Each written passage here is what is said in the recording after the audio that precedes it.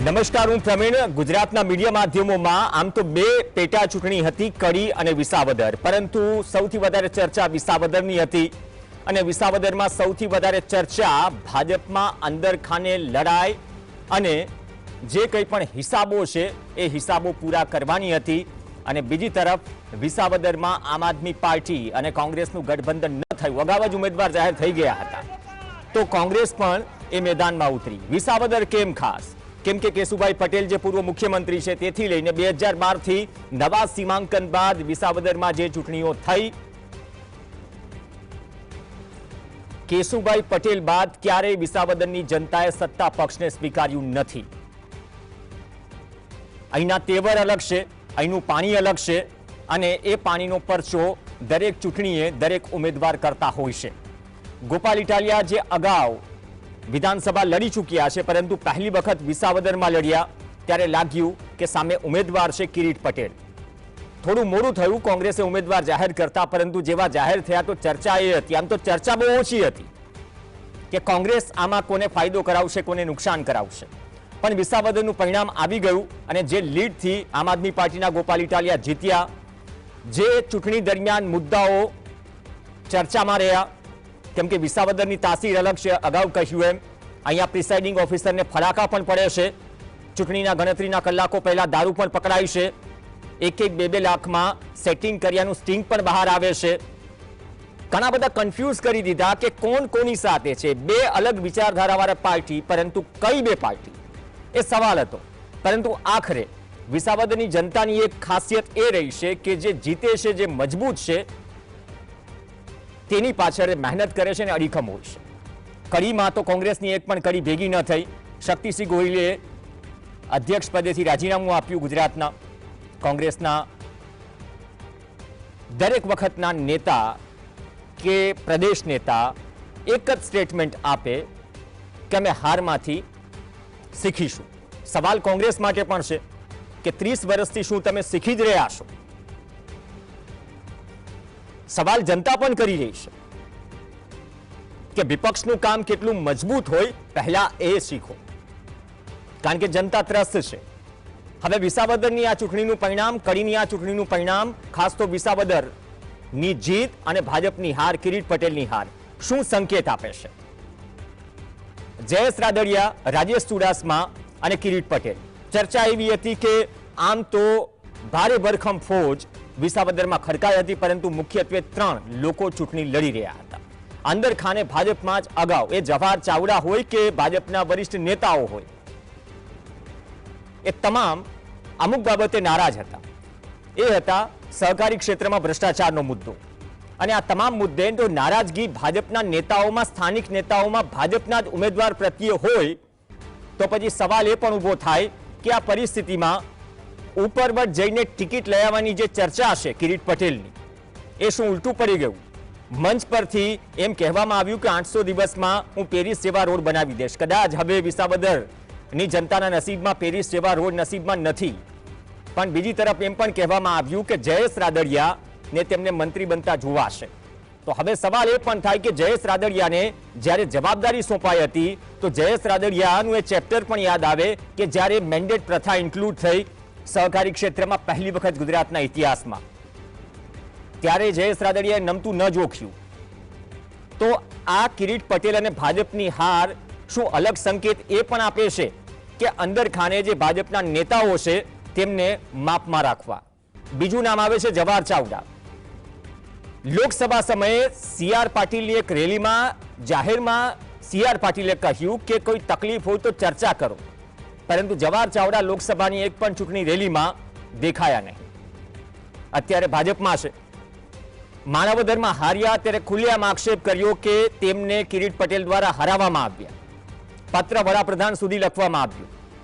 અને બાદમાં જ્યારે કિરીટ પટેલ હારે છે તો જવાહર ચાવડાના સમર્થકો અને ઘણા ભાજપના નેતાઓ, જીત ગોપાલ ઇટાલિયાની થાય છે, પરંતુ બહુ ઓછી જગ્યાએ જોવા મળે કે ડિસિપ્લિનરી પાર્ટીમાં જીત આમ આદમી પાર્ટીના ઉમેદવારની થઈ અને નારા ભાજપના નેતા જવાહર ચાવડાના લાગ્યા. 14,000 આહિર મતદારો, એ સિવાય દલિત મતદારો, પટેલ સિવાયના OBC મતદારો જે જ્ઞાતિઓ છે તેમાં હજુ પણ પકડ જવાહર ચાવડાની છે આ વિસ્તારોમાં, એ વાતની પ્રતીતિ ભાજપમાં રહીને જવાહર ચાવડાએ મવડી મંડળને કરાવી દીધી. તો સંકેત શું આપે છે? કોનો ભાગાકાર, કોનો ગુણાકાર આવનાર સમયમાં ઘણું બધું ચર્ચાશે. નવા જૂની ઘણી બધી થશે.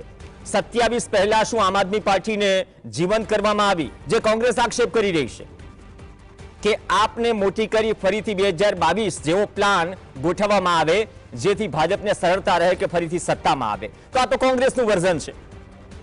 પણ ઘણા બધા મુદ્દા નીકળે છે આ પેટા ચૂંટણીથી અને ઘણા બધા સવાલો પણ નીકળે છે.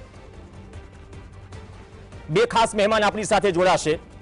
ડોક્ટર હરિ દેસાઈ આપણી સાથે જોડાશે અને સાથે સુનિલભાઈ જોશી આપણી સાથે જોડાશે. બંનેનું સ્વાગત છે.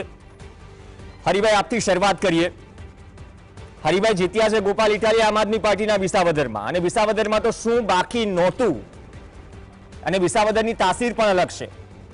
અને જ્યારે જૂનાગઢમાં દેવાયત બોદરની પ્રતિમાને હારતોરા કરાવવામાં આવે છે ત્યારે ગોપાલ ઇટાલિયા સાથે જવાહર ચાવડાના નારા લાગે છે, તેમાં સૂરમાં સૂર પુરાવે છે.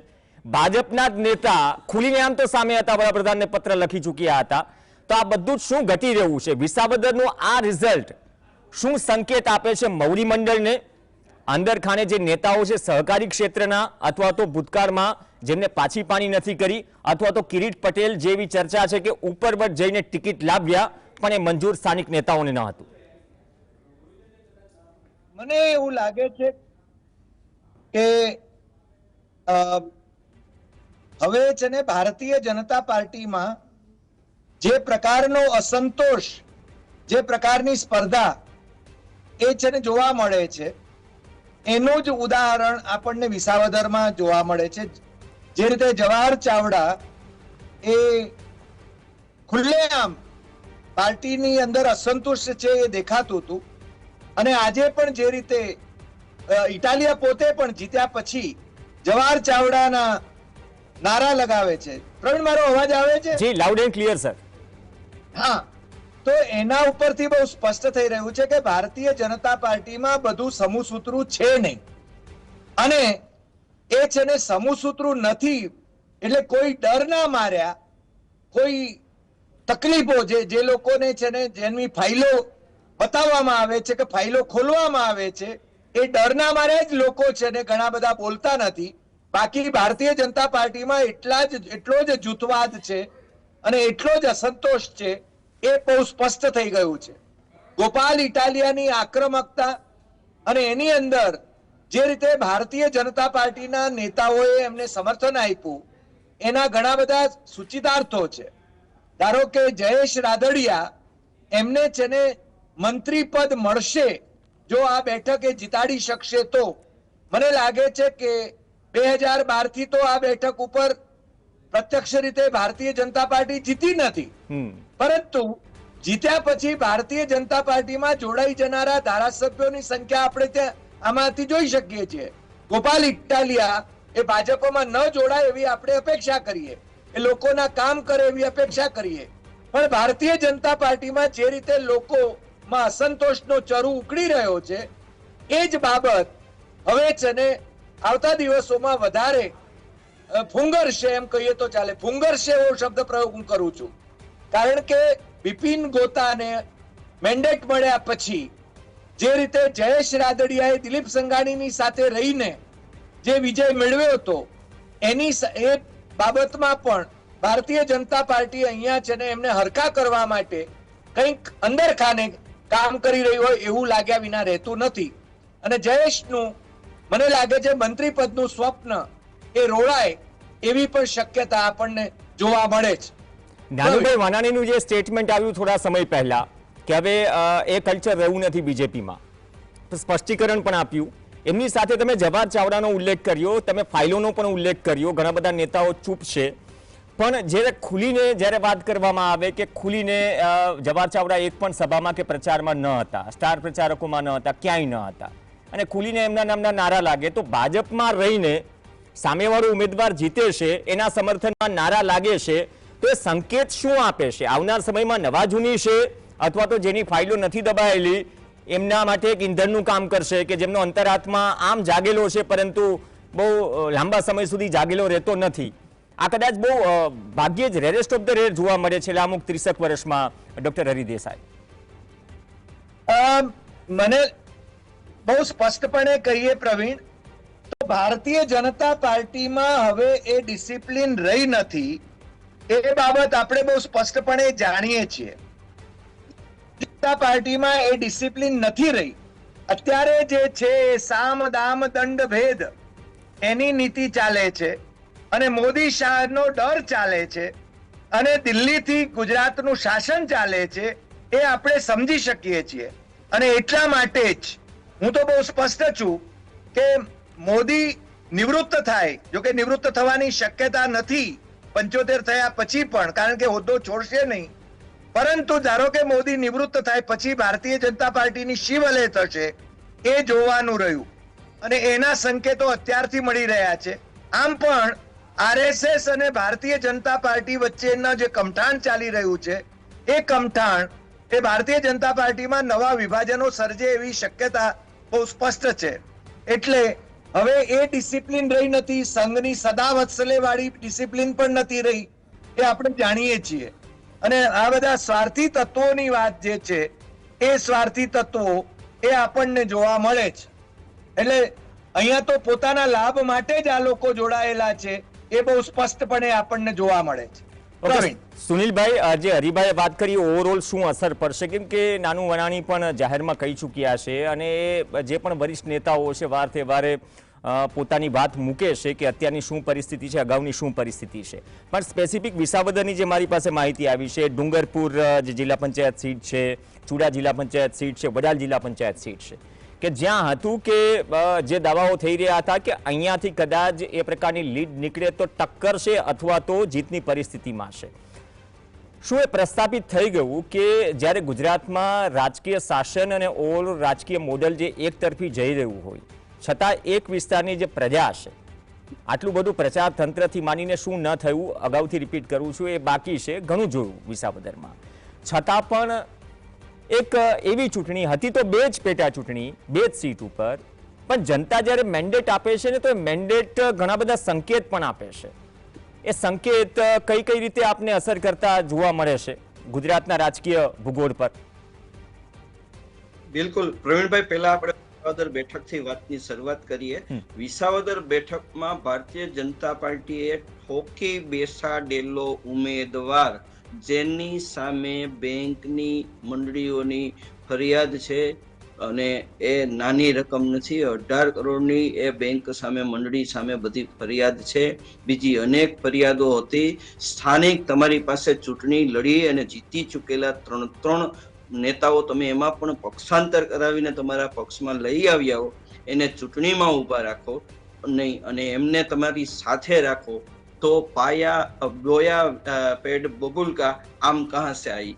તો એ કઈ બાવળ વાવ્યું હોય તો એમાંથી આમ ન મળે, કેરી ન મળે. પહેલી વાત આ કે આ ત્રણેય ખુલીને ગોપાલ ઇટાલિયાની તરફેણમાં મતદાન કરાવ્યું છે. બીજું કોંગ્રેસ જે રીતે શાંત રહી અને કોંગ્રેસે જે ઉમેદવારની પસંદગી કરી, 2022ની ચૂંટણીમાં કોંગ્રેસના ઉમેદવારને 17,000 મત મળ્યા હતા. આ વખતે મત 6,000 થી વધારે નથી થયા, એટલે 11,000 મતનો ગેપ થયો. એ એન્ટી ઇન્કમ્બન્સીમાં 11,000 ગોપાલ ઇટાલિયામાં ન ગયા હોય, પણ જેનું ઇક્વેશન છે એને આ લીડ સુધી લઈ ગયું. એટલે એક એન્ટી ઇન્કમ્બન્સી, એક તો ગયા વખતના ભૂપત ભાયાણીના મત જે 64,000 ની સમથિંગ નજીક હતા એ સુધીનું પહોંચવાનું, એની સામે કોંગ્રેસના 54,000 થી 7 સમથિંગ હતું. તો એની વચ્ચેનો જે ગેપ છે એ તોડવાનું. તો ભારતીય જનતા પાર્ટીની મશીનરી એટલે ન તોડી શકી કે કાર્યકરોને કામ કરવાનો કોઈ ઉત્સાહ નહોતો. કાર્યકરોએ ખબર પડી ગઈ કે અમે વેઠિયા મજૂર છીએ, અમારી ઉપર કોઈ પણ બહારથી લાવેલો માણસ, અને એ માણસની એરોગન્સી એટલી હતી કે કોઈ કાર્યકર કે નેતાઓ એની સાથે વાત કરવા રાજી નહોતા અને વિચારતા હતા કે જો આને ધારાસભ્ય તરીકે જીતાડશું તો આગળ પ્રધાન બનશે તો આપણું શું થશે. મતલબ કે અલોકપ્રિય નેતાને ઉમેદવાર તરીકે પસંદ કરી અને ભારતીય જનતા પાર્ટીએ પહેલો પગ ઉપર કુવાડો માર્યો. બીજું સૌથી અંડર રેટિંગ વાત કઈ છે ને, એ ઇકો સેન્સિટિવ ઝોન સહિતના જે પ્રશ્નો છે ને એ ચૂંટણીમાં છે ને અંડર કરંટમાં બહુ ચાલ્યા છે. ગોપાલ ઇટાલિયા એમણે શું કર્યું છે, ગામડાની સભાઓમાં એમણે ઇકો સેન્સિટિવ ઝોનના ફરતા જે ગામડા આવે ને એટલા ગામના પ્રચારમાં એ મુદ્દો વધારે કરી દીધો. ત્યાં સહકારી મંડળી જુનાગઢ જિલ્લા મંડળીમાં જે પેલું લોન કૌભાંડ થયું છે એ ગામના જેટલા લોકો તો તમને ખ્યાલ હોય તો કે ઇન્ટરવ્યુ આવ્યો હતો કે એક વડીલ છે એનું મૃત્યુ થયું. હા, તો એ ટેન્શનમાં મૃત્યુ થતું તો એ ગામડાની ગ્રેવિટી એ હતી તો ત્યાં એ પ્રચાર કર્યો છે. બીજું એમણે બોગસ વોટિંગ ન થાય એટલા માટે એમની ટીમ રાખી હતી ને બધી ટીમ વોટ્સએપ ગ્રુપમાં જોડાયેલી હતી અને સામે એમણે છે ને નેલેપે દેલા મળ્યા. એને જોવું કોંગ્રેસ છે ને એ ફરિયાદ સરકાર પાસે કરવા જતી, ચૂંટણી પંચ પાસે કરવા જતી, બોગસ વોટિંગ આવું થતું હોય. આમને ત્યાં જ મુકાબલો કર્યો ને જે સ્થળે હોય એ અધિકારીઓને ગ્રીલ કર્યા, ચૂંટણી અધિકારીઓને, જેથી કરીને પ્રિવેન્ટ કરી શક્યા છે બોગસ વોટિંગ.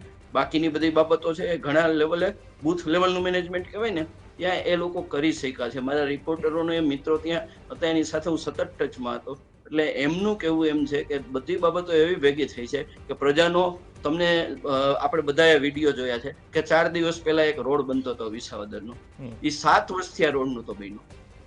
એટલે લોકોની એટલી હદે ટેકન ફોર ગ્રાન્ટેડ લેવા, મૂર્ખ ગણવા મતદારોને, એ બધી બાબત અહીંયા વિસાવદરમાં વિપરીત પડી છે. કારણ કે વિસાવદર છે ત્યાં કોઈ મોટા ઉદ્યોગો નથી, એટલે માણસ છે ને ખેતી ઉપર સ્વતંત્ર અને નિર્ભર છે.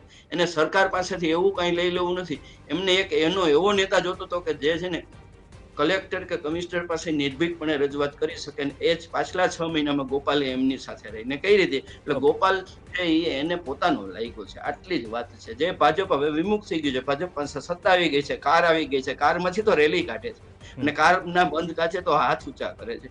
એ એરોગન્સ છે ને એમને નડી ગયું છે ક્યાંક.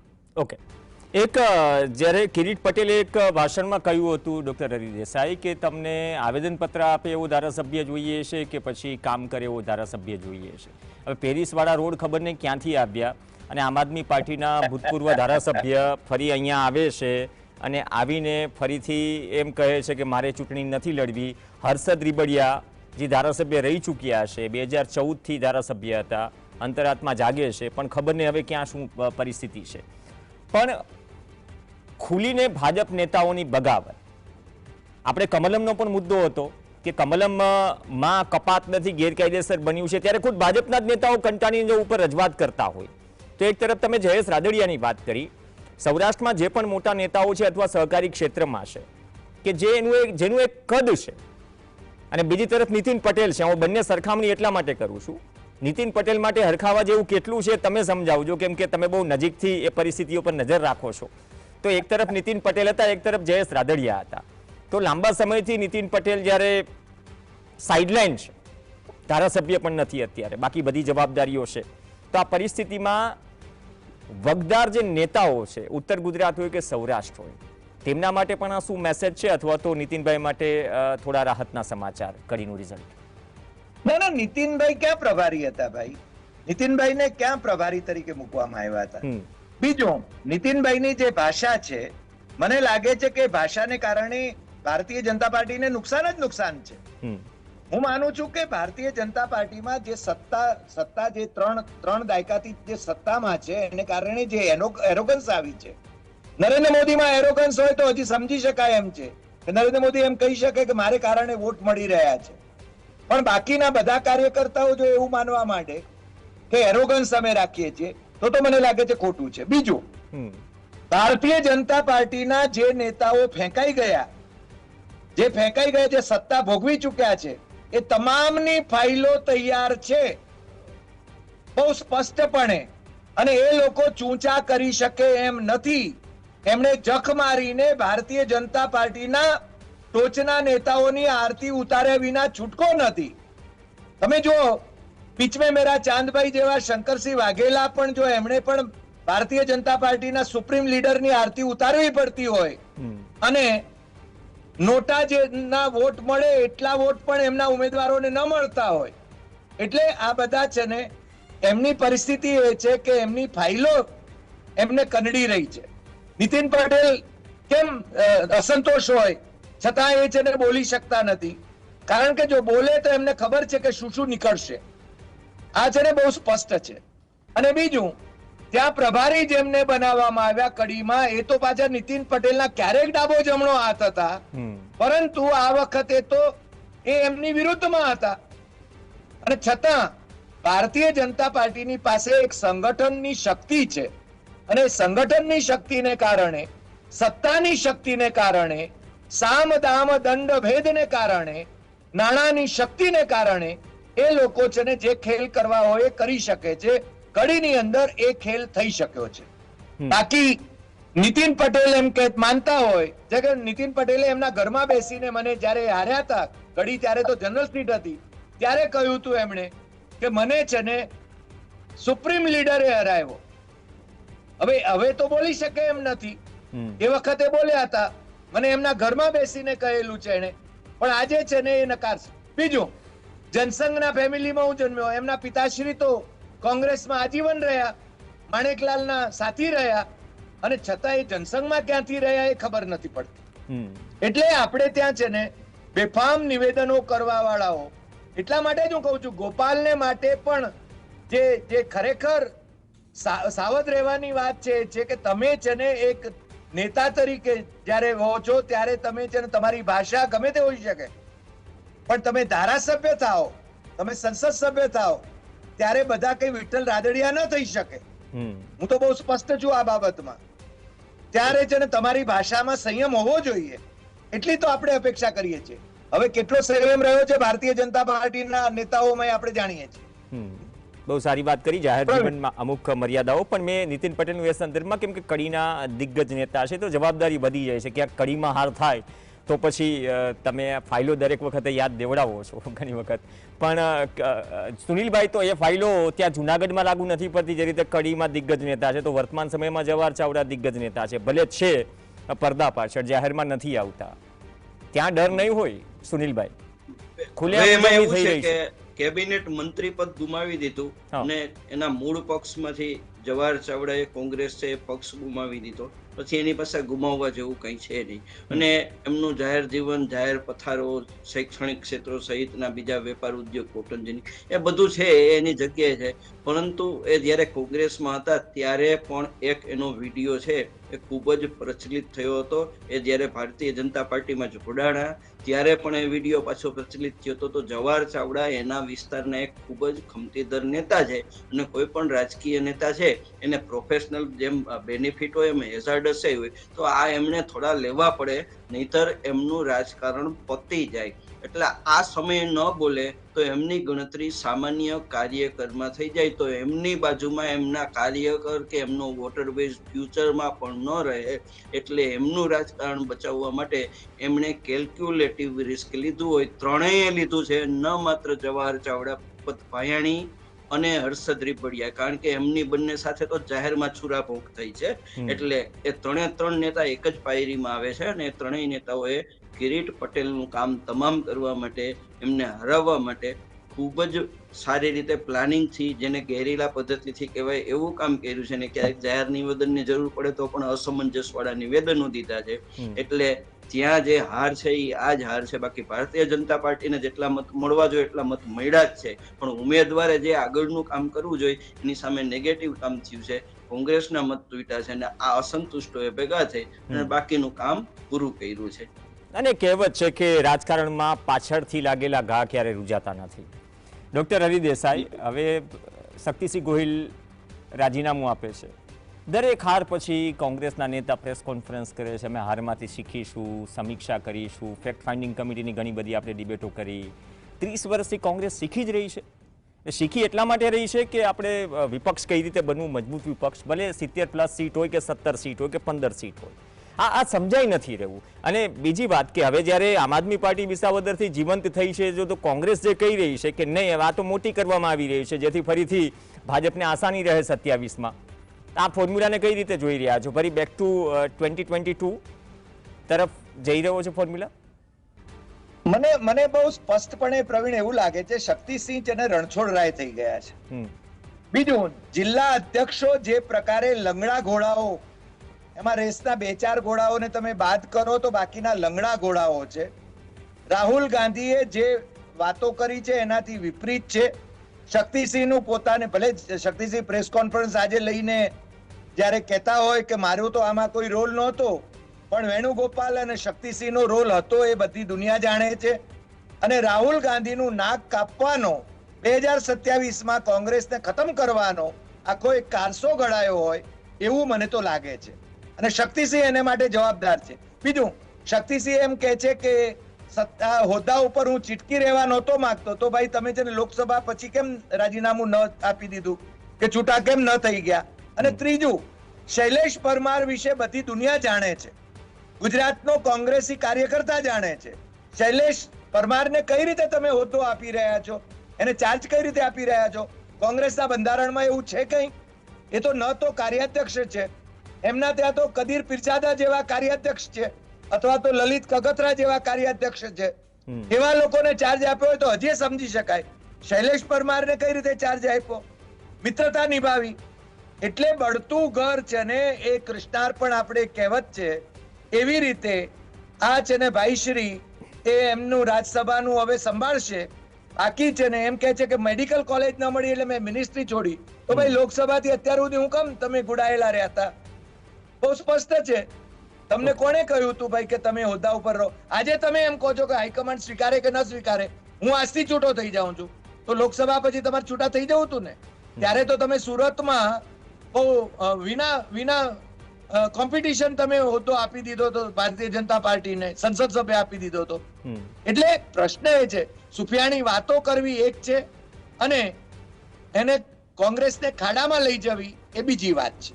આ રાહુલ ગાંધીનું નાક કાપવાનું કારસો છે, હું બહુ સ્પષ્ટપણે માનું છું. ઓકે, જનતા ઘણી વખત કન્ફ્યુઝ હોય છે, કેમ કે 3 પાખે હેલિકોપ્ટરમાં લાગી જાય તો કોણ કોની બી ટીમ છે, બહુ કન્ફ્યુઝ કર્યા વિસાવદરની જનતાએ. શું ફરીથી 2022 જેવું થવાનું છે? શું કોંગ્રેસ 30 વર્ષથી શીખી રહી છે કે મજબૂત વિપક્ષ કઈ રીતે બનવું? ઘણા બધા સવાલો છે અને સવાલો વચ્ચે હજુ પણ વિસાવદરમાં પેરિસ નહીં પણ આખા ગુજરાતમાં એટલીસ્ટ બજેટ જેવા રોડ તો બનાવો એ લાગણી જનતાની છે. સરકાર કોઈ ઉપકાર નથી કરતી, ટેક્સ ભરી રહ્યા છે અને પ્રાથમિક મુદ્દાઓ ડબલ એન્જિન, ટ્રિપલ એન્જિન, ઘોડાઓ શું દોરી રહ્યું છે? કોઈ દોરવામાં બાકી નથી. આ એ વાત અલગ છે કે લોકશાહીના ચૂંટણીનો પર્વ, લોકશાહીનો સૌથી મોટો પર્વ ચૂંટણી પૂર્ણ થઈ અને હવે તલાટી મંત્રીની ભરતી આવે છે બેરોજગાર યુવાનો માટે. મંત્રીપદ કોને મળે છે કોને નથી મળતું એમના પર છોડીએ, પણ અપેક્ષા રાખીએ કે આચારસંહિતા પૂરી થઈ અથવા થાય તો પછી તલાટી મંત્રીની ભરતી પણ વહેલીસર પૂરી થાય. એ વાત અલગ છે કે ક્લાસ 3માં જે ભરતી છે તેમાં અભ્યાસક્રમ નાયબ મામલતદારનો નાખ્યો છે.